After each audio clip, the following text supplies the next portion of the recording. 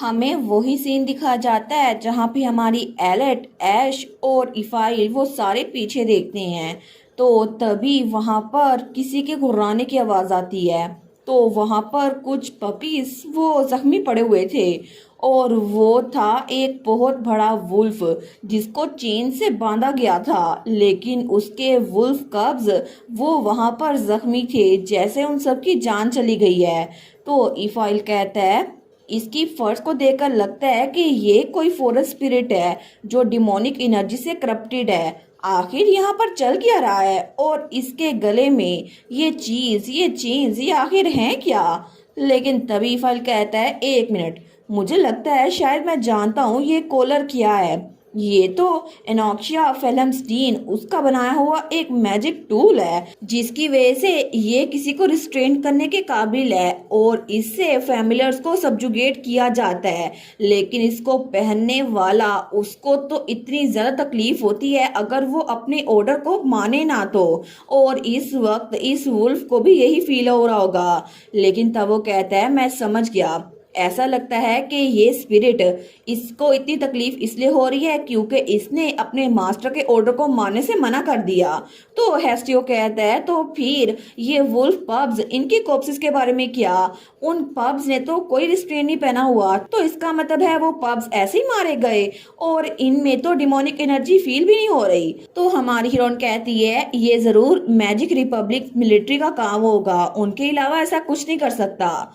ये वुल्फ इसको जरूर ये ऑर्डर मिला होगा कि उसने आने वाली सब्जुगेशन टीम पे अटैक करना है और ये ऑर्डर दिया होगा एनोक्सिया फेलमस्टीन ने।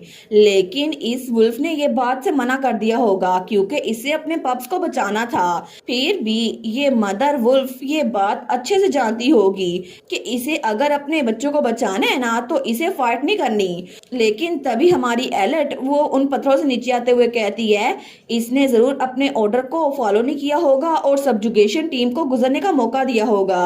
लेकिन वो आगे बढ़ती है और उन पब्स के पास आ जाती है जिनकी हालत बहुत ज़्यादा खराब लग रही थी। वो कहती है मैजिक रिपब्लिक की मिलिट्री ने अपना प्रॉमिस तोड़कर इसके बच्चों को जान से मार दिया। उन्होंने ऐसा ही किया, इसी वजह से इनकी हालत इतनी ज़्यादा बुरी है। उन्होंने इस रास्ते से गुजरने के बाद जानबूझकर इस वुल्फ को गुस्सा दिलाया ताकि वो हमारा रास्ता रोके।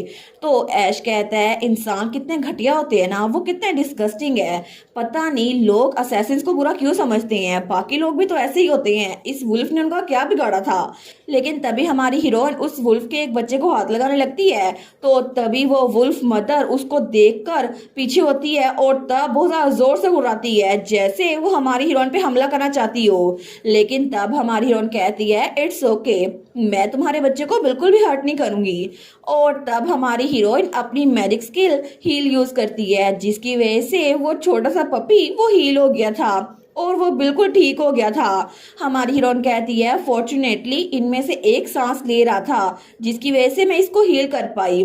तो तभी वो पपी उठता है और अपनी मदर के पास जाने लगता है और जब वो मदर वुल्फ अपने पपी को देखती है ना तो तब उसको अपने पास आने की इजाजत दे देती है। लेकिन तभी उसकी रिस्ट्रेन उसमें से और ज्यादा झटके निकलते हैं और उस मदर वुल्फ को बहुत ज्यादा तकलीफ हो रही थी। वो मदर वुल्फ तो बहुत ज्यादा चिल्ला रही थी, लेकिन इतने ज्यादा दर्द की वजह से जो झटके लगते हैं वो जमीन पे गिर जाती है। तो तब वो वुल्फ मदर बड़ी तकलीफ में थी और उसके पास कोई आता है, वो थी हमारी एलेट। तो हमारी हीरोइन उससे कहती है तुम बिल्कुल फिक्र ना करो, मैं मेक श्योर करूंगी कि ये जगह तुम्हारे जिंदा बच्चे बच्चे के लिए सही साबित हो और यहाँ पर वो लोग जो मैजिक रिपब्लिक से आए हैं तुम्हारे बच्चे को टच ना कर पाए। तो तभी वो वुल्फ कब उसको जितनी तकलीफ हो रही थी वो हमारी एलेट की बात मानकर अपनी आंखें बंद कर लेती है।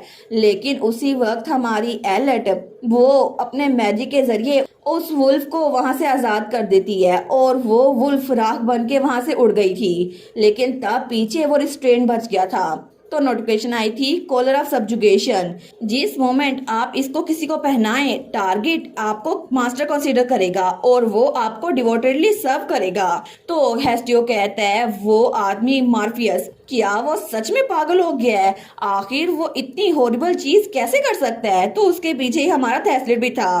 तो हमारी हीरोइन कहती है ये मार्फियस नहीं था। हेस्टियो कहता है क्या मतलब, अगर वो नहीं था तो फिर कौन था? हमारी हीरोइन कहती है मार्फियस ऐसा कभी नहीं कर सकता, वो क्यूट एनिमल्स पे हाथ नहीं उठाता। और तुमने पहले मुझसे पूछा था ना कि मार्फियस वो जादूगर वो किस फैमिली से ताल्लुक रखता है ना? असल में मार्फियस का सरनेम वो उस क्रूर लेडी ऑडलेट के सरनेम की तरह ही है।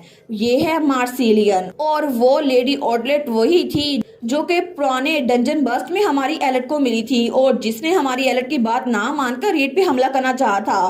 तो तभी वो दूसरी तरफ जाती है तो वो जादूगर कहता है तुम लेट हो ग्रैंड डॉटर, आखिर तुम कहाँ थी? तो वो कहती है मुझे माफ कीजिएगा देर से आने के लिए ग्रेट ग्रैंडफादर, मैं तो बस होली एम्पायर के लिए ज्यादा ट्रैप सेट कर रही थी। तो तब वो उसके तलवार पर खून लगा हुआ था क्योंकि उन पब्स की जान उसी ने ली थी। वो सोचती है अब मैंने उस वुल्फ मदर के बच्चों को मार दिया है तो फिर वो वुल्फ मदर उन होली किंगडम से आने वालों को छोड़ेगी नहीं। मुझे वैसे भी उस पिंक बालों वाली सेंटा से नफरत है, तो अच्छा होगा कि अगर वो मरी जाए। तो पीछे से कोई आते हुए कहता है क्या तुम इसको बंद नहीं कर सकती? तो जब वो पीछे देखती है तो वहां पे मार्चनेस थी जो कि उनके साथ ही आई थी। वो कहती है तुम तो हमारे दोस्तों की हेल्प करने के बजाय उनके रास्ते में रुकावटें डाली जा रही हो, आखिर तुम इसको रोक नहीं सकती? हालांकि मैं ये बात जानती हूँ कि तुम दोनों के किंगडम्स के दरमियान माना ब्लड स्टोन्स के लिए लड़ाई चल रही है, फिर भी। तो वो मैजिशियन कहता है क्या लड़ाई? तो मार्शनस कहती है मुझे लगता है कि तुम्हें सिचुएशन की ग्रेविटी को समझना होगा और एक अडल्ट की तरह एक्ट करना होगा। लेकिन तभी वो कहता है माना ब्लड स्टोन डिस्प्यूट, मुझे बताओ आखिर ये सब कुछ कैसे हुआ? मार्शनस कहती है एक्सक्यूज मी। वो कहता है मुझे वैसे भी डिस्गस्टिंग इंसानों के अफेयर्स में कोई इंटरेस्ट नहीं है क्योंकि इंसान सारे के सारे सेम होते हैं, प्रिडिक्टेबल और बहुत ज्यादा बोरिंग। लेकिन तुम इन बीस्ट को तो देखो, हर एक इंडिविजुअल बहुत ज्यादा इंटरेस्टिंग होता है और कितना क्यूट है ना? मैं ऐसे खूबसूरत क्रिएचर्स को अपनी लेबोरेटरी में लेकर जाता हूँ, उन पे अपने मैजिक के जरिए एक्सपेरिमेंट करता हूँ, उन्हें संभल करता हूँ और उसके बाद उनको कुछ ऐसा बना देता हूँ जो बहुत ज्यादा खूबसूरत होता है। लेकिन तभी वो चिड़िया वो बहुत ज्यादा बड़ी बन गई थी और बहुत ज्यादा भयानक। वो कहता है और देखो मैंने इनको कितना क्यूट किमेरा बना दिया है। और तभी वो उस बर्ड को ऑर्डर देता है अभी जाओ और उन बुशिस को जला दो जो हमें ब्लॉक कर रही हैं। तो वो बर्ड अपने मुंह से आग निकालता है जो कि हर जगह फैल रही थी। तो तब वो मैजिशियन कहता है देखा क्या ये इंसानों से जरा मजेदार नहीं है? तुम्हें नहीं लगता कि ये कितने औसम है? तो वो मास्टर सोचती है ये तो बहुत ज्यादा फायर पावर है, एक अमीरा इसके पास तो पूरे एलीट यूनिट की पावर है। तो इसका मतलब है कि ये जादूगर सच में ये पूरे कॉन्टिनेंट का सबसे ज्यादा स्ट्रॉन्गेस्ट जादूगर है। फिर भी ये तो बिल्कुल पागलपन है। तो तब वो कहता है मुझे बताओ अब माना ब्लड स्टोन का डिस्प्यूट क्या था? तो उसकी ग्रैंड डॉटर कहती है माना ब्लड स्टोन वो तो होली एम्पायर और मैजिक रिपब्लिक के बॉर्डर के दरमियान अपेयर हुए थे, लेकिन अभी भी उस पर झगड़ा जारी है।